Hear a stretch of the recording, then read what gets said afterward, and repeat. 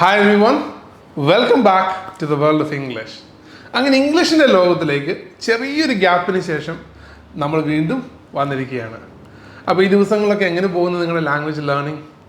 Sessions ഇല്ലെങ്കിൽ പോലും നിങ്ങൾക്ക് കണ്ടിന്യൂസ് ആയിട്ട് ലാംഗ്വേജ് പ്രാക്ടീസ് ചെയ്യുന്നുണ്ട് എന്ന് ഞാൻ വിശ്വസിക്കുന്നു. പഴയ നോട്ടുകളൊക്കെ റെഫർ ചെയ്യുക. അതുപോലെ ഞാൻ നേരത്തെ നിങ്ങളോട് പറഞ്ഞതുപോലെ നമ്മുടെ ഈ ചാനലിൽ നമ്മുടെ വേറെ കുറേ ട്രെയിനേഴ്സിൻ്റെ വീഡിയോസൊക്കെ വരുന്നുണ്ട്. പക്ഷേ എൻ്റെ സെഷൻസ് നമ്പേഴ്സ് അനുസരിച്ച് അങ്ങനെ പോയിക്കൊണ്ടിരിക്കും. അപ്പോൾ എൻ്റെ സെഷൻ ഉണ്ടോ ഇല്ലയോ എന്നുള്ളത് നോക്കണ്ട, നമുക്കിവിടെ സെഷൻസ് ഉണ്ട്. അപ്പോൾ നിങ്ങളുടെ ലേണിംഗ് അങ്ങനെ തന്നെ കണ്ടിന്യൂ ചെയ്ത് പോകും കേട്ടോ. ഒരു മടിയും വേണ്ട, എഴുതി വെക്കാൻ മറക്കരുത് നോട്ട്സ്. അതിൻ്റെ ഒപ്പം നിങ്ങളുടെ ഫ്രണ്ട്സും നിങ്ങളുടെ ഫാമിലി മെമ്പേഴ്സും ഒക്കെ ആയിട്ട് നിങ്ങളുടെ ലാംഗ്വേജും പ്രാക്ടീസ് ചെയ്യാൻ മറക്കരുത്. അപ്പോൾ ഇന്ന് നമ്മൾ കാണാൻ പോകുന്നത് ഒരു റെസ്റ്റോറൻറ്റിൽ പോയി കഴിഞ്ഞാൽ നമ്മൾ എങ്ങനെ ലാംഗ്വേജ് യൂസ് ചെയ്യണം എന്നുള്ളതാണ്. കാരണം ഇന്ന് നിങ്ങൾക്കറിയാം, പല റെസ്റ്റോറൻറ്റ്സിലും പോയി കഴിയുമ്പം നോർത്ത് ഇന്ത്യയിൽ നിന്നുള്ള ആളുകളൊക്കെയാണ് വെയിറ്റേഴ്സൊക്കെ ആയിട്ട് നിൽക്കുന്നത് അല്ലേ. അപ്പോൾ പലപ്പോഴും കമ്മ്യൂണിക്കേഷൻ പല ആളുകൾക്ക് ഒരു പ്രശ്നമായിട്ട് വരുന്നുണ്ട്. മാത്രമല്ല, കേരളത്തിന് പുറത്ത് പോയി കഴിഞ്ഞാലും ഒരു ഫുഡ്, നമുക്ക് ഇഷ്ടപ്പെട്ട ഒരു ഫുഡ് ഓർഡർ ചെയ്യണമെങ്കിൽ ലാംഗ്വേജ് നമുക്കൊരു ബാരിയറായിട്ട് മാറരുത്. എവിടെ പോയാലും, കേരളത്തിന് പുറത്ത് അല്ലെങ്കിൽ ഇന്ത്യക്ക് പുറത്തായിക്കോട്ടെ. അപ്പോൾ അവിടെ നമുക്ക് ഉപയോഗിക്കാവുന്ന സ്റ്റാൻഡേർഡൈസ്ഡ് ആയിട്ടുള്ള ലാംഗ്വേജ് സ്ട്രക്ചേഴ്സാണ് നമ്മളിന്ന് കാണാൻ പോകുന്നത്. 15 സെൻറ്റൻസസേ ഉള്ളൂ. And shall we begin? ഒന്നാമത്തെ എക്സ്പ്രഷനാണ്, നമ്മൾ 2-3 പേരൊക്കെ ആയിട്ട് ചെന്ന് കഴിയുമ്പോൾ സാധാരണ ഈ റെസ്റ്റോറൻറ്റ്സുകാർ ചോദിക്കുന്ന ഒരു ചോദ്യമുണ്ട്, എത്ര പേരുണ്ട് അല്ലേ.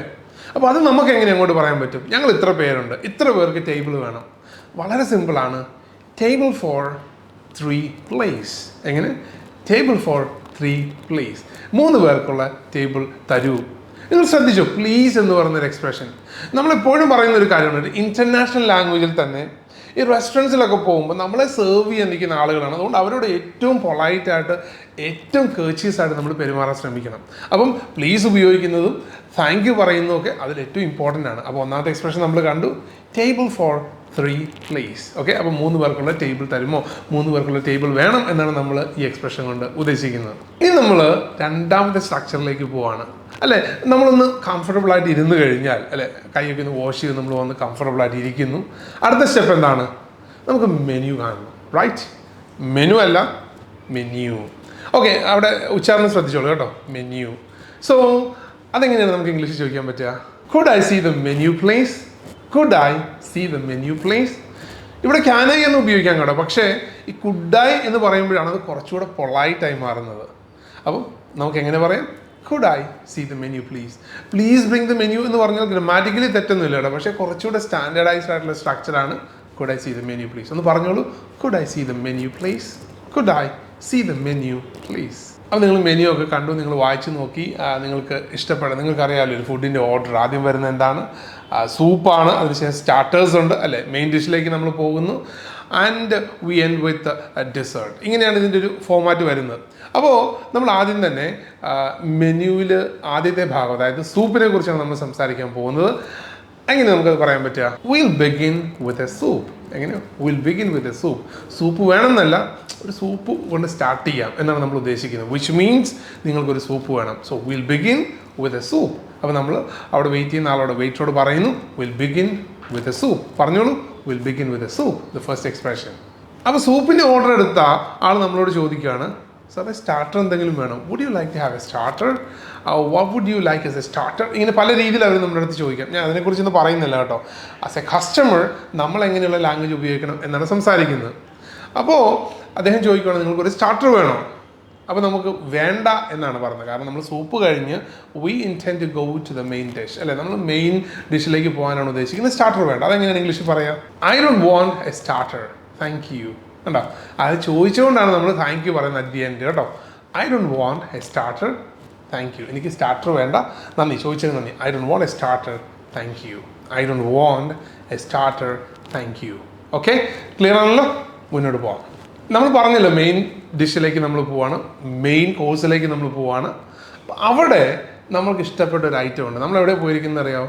ഷെഫ് പിള്ളയുടെ റെസ്റ്റോറൻറ്റിലാണെന്ന് വിചാരിക്കുക. അപ്പോൾ അവിടുത്തെ സിഗ്നേച്ചർ ഡിഷാണ് ഫിഷ് നിർവാണ. അപ്പോൾ എനിക്കത് വേണം, എനിക്കത് ട്രൈ ചെയ്യാൻ താല്പര്യമുണ്ട് എന്നാണ് ഞാൻ പറയാൻ ആഗ്രഹിക്കുന്നത്. പല രീതിയിൽ പല എക്സ്പ്രഷൻസ് ഉപയോഗിച്ച് നമുക്കിത് പറയാം. പല രീതികൾ എന്ന് പറഞ്ഞാൽ 8-10 സ്ട്രക്ചേഴ്സ് ഉണ്ട്. അതിലൊന്ന് മാത്രമാണ് നമ്മൾ ഡിസ്കസ് ചെയ്യുന്നത് കേട്ടോ. പല രീതികളുണ്ട്, നിങ്ങൾക്ക് നെറ്റിലൊക്കെ നോക്കിയാൽ മനസ്സിലാവും. ഞാൻ ഒരു എക്സ്പ്രഷൻ പറഞ്ഞു തരാം. I would like to try the fish nirvana please. I would like to try the fish nirvana please. അപ്പോൾ നിങ്ങൾ ഷെഫ് പിള്ളയുടെ റെസ്റ്റോറൻറ്റിലാണെങ്കിൽ നിങ്ങൾ ചോദിക്കുന്നു I would like to try the fish nirvana please. എനിക്ക് ഫിഷ് നിർവാണ ഒന്ന് ട്രൈ ചെയ്യണമെന്ന് ആഗ്രഹമുണ്ട്. I would like to try the fish nirvana please. ഇനി എവിടെയാണെങ്കിലും നിങ്ങൾക്ക് ഇഷ്ടമുള്ള ഡിഷ് ആഡ് ചെയ്യാം കേട്ടോ. അത് ബിരിയാണി ആയിക്കോട്ടെ, റൈസ് ആയിക്കോട്ടെ, അല്ലെങ്കിൽ ഫിഷ് ഫ്രൈ ആയിക്കോട്ടെ, എന്ത് നിങ്ങൾക്ക് അവിടെ ആഡ് ചെയ്യാം. I would like to try. ഇതാണ് ഇവിടുത്തെ എക്സ്പ്രഷൻ കേട്ടോ. I would like to try. നിങ്ങൾക്ക് ഡിഷ് അതിനുശേഷം please, which is a very standard expression. Alright. അല്ലെങ്കിൽ നിങ്ങൾ ആദ്യമായിട്ടാണ് ആ റെസ്റ്റോറൻറ്റിൽ പോകുന്നത്, അല്ലെങ്കിൽ നിങ്ങൾക്ക് അവരെക്കുറിച്ച് റിവ്യൂ ഒന്നും കിട്ടിയിട്ടില്ല, അല്ലെങ്കിൽ യു ടോട്ടലി അൺഅവെയർ അവിടെ എന്തൊക്കെയാണ് ഉള്ളത്, അവരുടെ സിഗ്നേച്ചർ ഡിഷ് എന്താണെന്ന് ഒന്നും അറിയില്ല. അപ്പോൾ നമുക്ക് ചോദിക്കാം, നിങ്ങൾ എന്താണ് റെക്കമെൻഡ് ചെയ്യുന്നത് അല്ലേ? കാരണം അവരാണ് അവിടെ സ്ഥിരം സെർവ് ചെയ്യുന്നത്. അവരോട് ചോദിക്കുന്നു നിങ്ങൾ എന്താണ് റെക്കമെൻഡ് ചെയ്യുന്നത്. How do we ask that in English? What do you recommend? എന്താണ് വാട്ട് ഡു യു റെക്കമെൻഡ്? പറഞ്ഞ് വാട്ട് ഡു യു റെക്കമെൻഡ്? നിങ്ങൾ എന്താണ് റെക്കമെൻഡ് ചെയ്യുന്നത്? What do you recommend? അതുപോലെ തന്നെ നമുക്ക് വേറൊരു രീതിയിൽ ഇത് ചോദിക്കാം. ഇപ്പോൾ അവരുടെ സജഷൻ എന്താണെന്ന് ചോദിക്കാം, അല്ലെങ്കിൽ നമുക്ക് ചോദിക്കാം ഇവിടെ എന്താ special. Do you have any specials? Do you have any special? നിങ്ങൾക്ക് സ്പെഷ്യലായിട്ട് എന്തെങ്കിലും ഡിഷ് ഉണ്ടോ? അല്ലെ പല റെസ്റ്റോറൻറ്റ്സിലും നല്ല ഫേമസ് ആയിട്ടുള്ള പല ഡിഷസ് കാണും. പല റെസ്റ്റോറൻറ്റ്സിൻ്റെയും സ്റ്റാർ ഡിഷ് എന്ന് പറഞ്ഞിട്ട് ഒരു ഐറ്റം കാണും. നമുക്കത് അറിയില്ലെങ്കിൽ ഇങ്ങനെ ചോദിക്കാം, do you have any specials? Do you have any specials? നിങ്ങൾക്ക് എന്തെങ്കിലും സ്പെഷ്യലായിട്ടുണ്ടോ? ഇനി പലർക്കുള്ള വലിയൊരു ചാലഞ്ചാണ് കേട്ടോ. ചില ഫുഡ് ഐറ്റംസിനോട് നമുക്ക് അലർജി ഉണ്ടാവും. മെയിനായിട്ട് ഞാൻ കണ്ടിട്ടുള്ളത് ഈ ചെമ്മീൻ, അല്ലെങ്കിൽ സീ ഫുഡിലെ ചില ഐറ്റംസ്, അതുപോലെ തന്നെ നട്ട്സ്, ഇതൊക്കെയാണ് പലർക്കും അലർജി ഉണ്ടാക്കുന്നതായിട്ട് കണ്ടിട്ടുള്ളത്. അപ്പോൾ നിങ്ങൾക്ക് നട്ട്സിന് അലർജി ഉള്ള ഒരാളാണെങ്കിൽ അതില്ലാതെ ഉണ്ടാക്കി തരാൻ പറ്റും. എനിക്ക് നട്ട്സിന് അലർജിയാണ് എന്ന് നമുക്ക് എങ്ങനെയാണ് ഇംഗ്ലീഷിൽ പറയാൻ പറ്റുക? നമുക്കൊന്ന് കേട്ട് നോക്കാം. I have an allergy to nuts. Is it possible to make this dish without it? I have an allergy to nuts. അല്ലെങ്കിൽ എന്നും പറയാം, നിങ്ങൾക്ക് അലർജി ഉള്ള ഫുഡിൻ്റെ കാര്യം പറയാം. I have an allergy to ഇത്. Is it possible to make this dish without it? ഇതില്ലാണ്ട് ഈ ഡിഷ് ഉണ്ടാക്കാൻ പറ്റുമോ? ഇതാണ് നമ്മൾ ചോദിക്കാൻ ആഗ്രഹിക്കുന്നത് കേട്ടോ. അപ്പോൾ I have an allergy to this and is it possible to make this dish without it? Alright. അപ്പോൾ നമ്മൾ മെസ്സേജ് കൺവേ ചെയ്ത് കഴിഞ്ഞാൽ എനിക്ക് ഇങ്ങനെ പ്രശ്നമുണ്ട്, അപ്പോൾ അവർ ചിലപ്പോൾ പറയും പറ്റുമെങ്കിൽ നമ്മൾ ചൂസ് ചെയ്യുന്നു, പറ്റില്ലെങ്കിൽ വേണ്ട, നമ്മൾ we go for another dish actually. ഇനി അവരെന്തോ ഫുഡ് എടുത്തിട്ട് വന്നു, മാറിപ്പോയി, അപ്പുറത്തെ ടേബിളിൽ കൊടുക്കുന്നത് നമ്മുടെ ടേബിളിലേക്ക് കൊണ്ടുവന്നു. അപ്പോൾ നമ്മൾ പറയുന്നു ഞാനത് ഓർഡർ ചെയ്തില്ല കേട്ടോ. എങ്ങനെ ഇംഗ്ലീഷിൽ പറയുക? I didn't order that. I didn't order that. ഞാൻ പറഞ്ഞല്ലോ, എപ്പോഴും നമ്മൾ മര്യാദ ഉണ്ടാവണം, കർച്ചീസായിട്ട് സംസാരിക്കണം. അവർ നമ്മളെ സെർവ് ചെയ്യാൻ നിൽക്കുന്നതാണ്. അപ്പോൾ ആ ഒരു മര്യാദ കൊടുത്ത് മാത്രം പറയുക. ദേഷ്യപ്പെട്ട് പറയാനുള്ള എക്സ്പ്രഷൻ അല്ല, സിമ്പിളായിട്ട് കർച്ചീസായിട്ട് പറയുക, I didn't order that. I didn't order that. ഇനി വേറൊരു പ്രശ്നം, നിങ്ങൾക്കൊരു ഫുഡ് വന്നു. ഇപ്പോൾ നിങ്ങൾ ഓർഡർ ചെയ്തൊരു ഫുഡ് ഇമാജിൻ ചെയ്യുക, അത് ബിരിയാണിയാണ്, അല്ലെങ്കിൽ പൊറോട്ടയാണ്, എന്തും, അല്ലെങ്കിൽ ഒരു ചിക്കൻ കറിയാണ്. അത് വെന്തുപോയി അല്ലേ, വേവ് കൂടിപ്പോയി, അല്ലെങ്കിൽ ആവശ്യത്തിന് കുക്കായിട്ടില്ല, ഇങ്ങനെ പല പ്രശ്നങ്ങളും വരാം. അല്ലെങ്കിൽ തണുത്തു പോയി.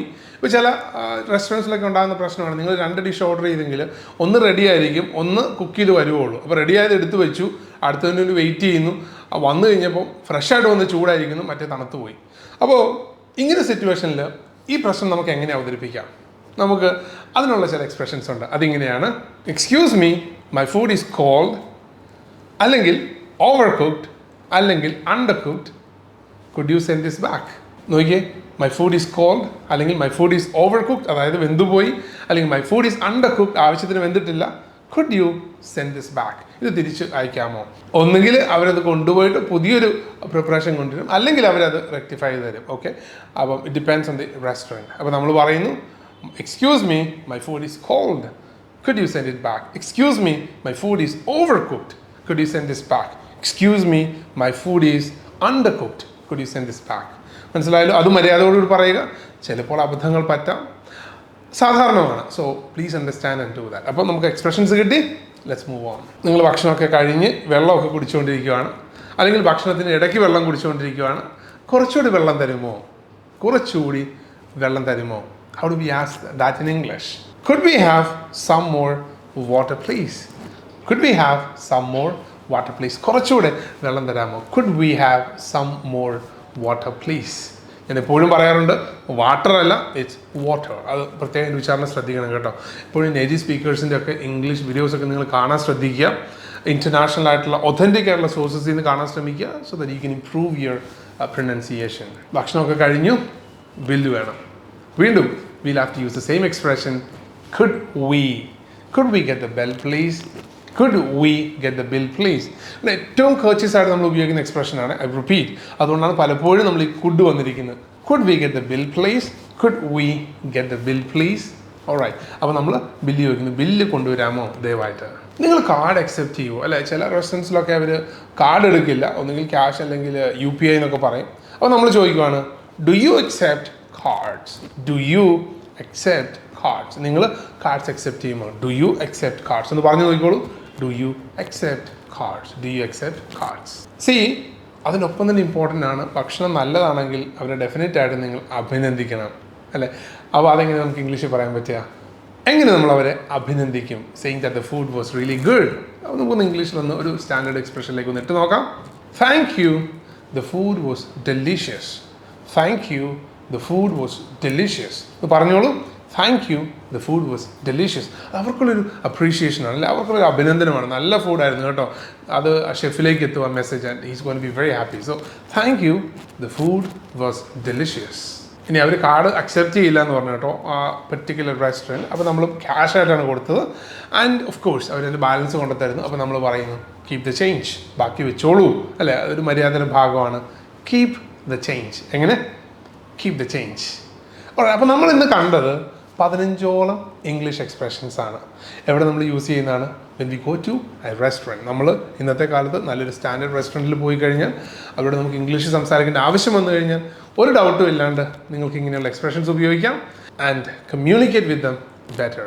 നമ്മുടെ വീഡിയോസൊക്കെ കണ്ട് പല ആളുകളും ചോദിക്കുന്നുണ്ട്, നമ്മൾ ക്ലാസ്സുകൾ ഓർഗനൈസ് ചെയ്യാറുണ്ടോ, അല്ലെങ്കിൽ അവർക്ക് നമ്മളിപ്പോൾ ഒരു കോഴ്സ് അറ്റൻഡ് ചെയ്യാൻ പറ്റുമോ, ഇങ്ങനെയുള്ള കാര്യങ്ങൾ. At Accent we have different courses that we offer online and offline. ഓൺലൈനായിട്ടും ഓഫ്ലൈനായിട്ടും നമുക്ക് ഇഷ്ടംപോലെ കോഴ്സസ് ഉണ്ട്. നിങ്ങൾക്ക് ഓൺലൈനായിട്ട് നമ്മളൊപ്പം സ്പോക്കൺ ഇംഗ്ലീഷ് പഠിക്കാം, അല്ലെങ്കിൽ നിങ്ങൾക്ക് ഓഫ്ലൈനായിട്ട് സ്പോക്കൺ ഇംഗ്ലീഷ് പഠിക്കാം. അതുപോലെ തന്നെ IELTS ട്രെയിനിങ്ങും നമുക്കുണ്ട്. അപ്പം നിങ്ങൾക്ക് ചാലക്കുടിയിൽ നമ്മുടെ ഓഫീസിൽ വന്ന് റെസിഡൻഷ്യലായിട്ട് നിങ്ങൾക്ക് IELTS പഠിക്കാൻ പറ്റും, അതുപോലെ തന്നെ സ്പോക്കൺ ഇംഗ്ലീഷും പഠിക്കാൻ പറ്റും. സോ നമ്മുടെ ഓൺലൈൻ ഓഫ്ലൈൻ IELTS കോഴ്സിനെ കുറിച്ചും സ്പോക്കൺ ഇംഗ്ലീഷ് കോഴ്സിനെ കുറിച്ചും നിങ്ങൾക്ക് കൂടുതൽ അറിയാനും അതുപോലെ തന്നെ അത് ജോയിൻ ചെയ്യാനൊക്കെ ആയിട്ട് താഴെ കൊടുത്തിരിക്കുന്ന നമ്പറിൽ നിങ്ങൾക്ക് ഡെഫിനറ്റ് ആയിട്ട് കോൺടാക്ട് ചെയ്യാം. നമ്മുടെ കോഴ്സ് അഡ്വൈസേഴ്സ് നിങ്ങളെ തീർച്ചയായിട്ടും ഹെൽപ്പ് ചെയ്യും. So we coming to a close of this video. എല്ലാവരും ഇംഗ്ലീഷ് പ്രാക്ടീസ് ചെയ്യുക, നല്ല രീതിയിൽ ഫ്രണ്ട്സും ഫാമിലിയൊക്കെ ആയിട്ട് സംസാരിക്കുക, നമ്മുടെ വീഡിയോസൊക്കെ മറ്റുള്ളവർക്ക് റെക്കമെൻഡ് ചെയ്യുക. Let's communicate better.